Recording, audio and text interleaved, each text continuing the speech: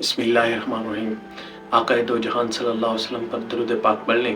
صلو علی الحبیب صلی اللہ تعالی علی محمد بارک وسلم وصلی علیہ۔ اے عاشقان رسول، سوچئے تو صحیح، انسان بھی کیسا نادان ہے جو گاڑی تک پہنچنے سے پہلے ریموٹ سے گاڑی کھولتا ہے، سردی آنے سے قبل گرم کپڑوں کا انتظام کر لیتا ہے، رات گھر آنے سے پہلے ناشتے کا سامان لے آتا ہے، بچوں کی پیدائش سے پہلے کپڑے تیار کر لیتا ہے، رمضان المبارک میں عصر سے قبل ہی افطاری کی تیاری شروع کر دیتا ہے، بارش میں نکلنے سے پہلے چھتری لے لیتا ہے، لمبے سفر پر روانہ ہوتے وقت گاڑی ہوا پانی پٹرول چیک کر لیتا ہے، اندھیرے میں نکلنے سے پہلے ٹارچ تھام لیتا ہے، لیکن موت جو کہ یقینی طور پر آنے والی ہے اس کے لیے بالکل بھی تیار نہیں۔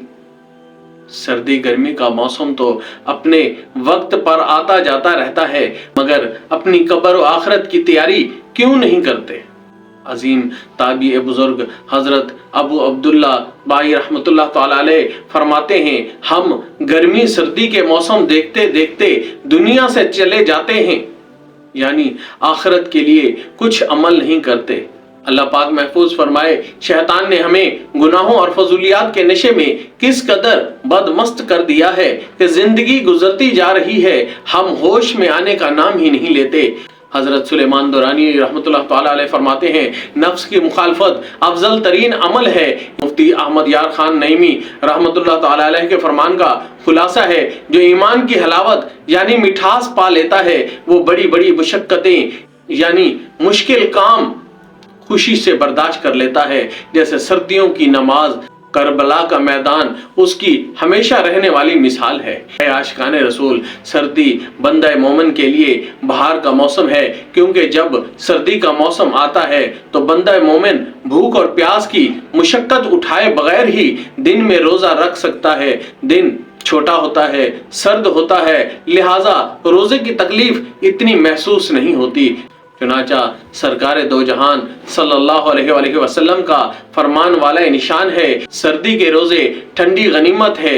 ایک اور مقام پر رسول پاک صلی اللہ علیہ وسلم نے ارشاد فرمایا، سردی کا موسم مومن کا موسم بہار ہے کہ اس میں دن چھوٹے ہوتے ہیں تو مومن ان میں روزہ رکھ سکتا ہے، اور اس کی راتیں لمبی ہوتی ہیں تو وہ ان میں قیام کر سکتا ہے، یعنی نوافل وغیرہ پڑھ سکتا ہے۔ حضرت عبداللہ بن مسعود رضی اللہ تعالیٰ عنہ موسم سرما کی آمد پر فرماتے ہیں، سردی کو خوش آمدید، اس میں اللہ پاک کی رحمتیں نازل ہوتی ہیں کہ شب بیداری کرنے والوں کے لیے اس کی راتیں لمبی اور روزے داروں کے لیے دن چھوٹے ہوتے ہیں۔ مسلمانوں کے تیسرے خلیفہ حضرت سیدنا عثمان غنی ذوالقرنین نے ایک سرد رات میں نماز کے لیے جانے کا ارادہ فرمایا تو وضو کے لیے پانی منگوایا، پھر آپ رضی اللہ تعالیٰ عنہ نے اپنے چہرے اور دونوں ہاتھ دھوئے۔ غلام نے عرض کی، اللہ پاک آپ کو کفایت کرے، رات تو بہت ٹھنڈی ہے۔ آپ رضی اللہ تعالیٰ عنہ نے فرمایا، میں نے نبی کریم صلی اللہ علیہ وسلم کو فرماتے سنا ہے، جو بندہ کامل یعنی پورا وضو کرے گا اس کے اگلے پچھلے گناہ معاف کر دیے جاتے ہیں۔ جس نے سخت سردی میں کامل وضو کیا اس کے لیے ثواب کے 2 حصے ہیں۔ حضرت سیدنا حسن بصری رضی اللہ تعالیٰ عنہ فرماتے ہیں، سردی بندہ مومن کا کتنا اچھا زمانہ ہے، رات لمبی ہوتی ہے، بندہ رات میں نماز کے لیے قیام کرتا ہے اور دن چھوٹا ہوتا ہے تو بندہ روزہ رکھ لیتا ہے۔ حضرت سیدنا عبداللہ بن عمیر رضی اللہ تعالیٰ عنہ فرماتے ہیں، جب سردی آتی ہے تو اہل قرآن سے کہا جاتا ہے، تمہاری نماز کے لیے رات طویل یعنی لمبی ہو گئی اور روزے کے لیے دن چھوٹا۔ زندگی بہت مختصر ہے، ہم ہر وقت موت کے قریب ہوتے جا رہے ہیں۔ زندگی کی جو چند سانسیں باقی ہیں ان کو غنیمت جانیے، اللہ پاک اور اس کے رسول صلی اللہ علیہ وسلم کی یاد میں گزاریے۔ سردی کی مشقت پر صبر کر کے ثواب کمائیے، خوب عبادت کیجیے، سنتوں پر عمل کیجیے، نیکی کی دعوت کی دھومیں مچائیے، مدنی قافلوں میں سفر کیجیے، ٹھنڈ لگ رہی ہو اور جسم سردی سے کپ کپا رہا ہو، وضو کیجئے اور نماز باجماعت کا خاص اہتمام کیجئے۔ حضرت سیدنا ابراہیم بن ادہم رحمۃ اللہ تعالی علیہ فرماتے ہیں، جو عمل دنیا میں جتنا دشوار گزار یعنی مشکل ہوگا، میزان عمل پر اتنا ہی زیادہ وزن دار ہوگا۔